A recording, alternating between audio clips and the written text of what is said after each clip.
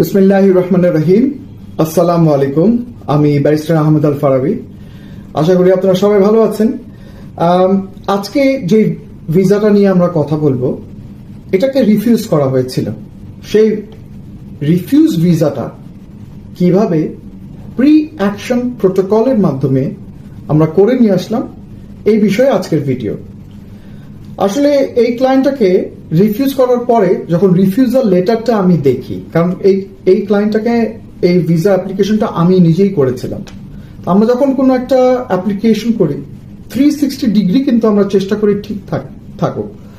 তো আমরা যখন অ্যাপ্লিকেশনের পরে দেখলাম যে ডিসিশনটা ইউকে দিয়েছে, ভিসা সেকশন দিয়েছে, তারা ঠিকমতো আমাদের কাগজপত্র কভার লেটার ঠিকমতো তারা পড়ে নাই। তখন আমি এটাকে চ্যালেঞ্জ করি, যে এই চ্যালেঞ্জ করলাম, এইটার পরে যদি না আসে তারপরে জুডিশিয়াল রিভিউ, মানে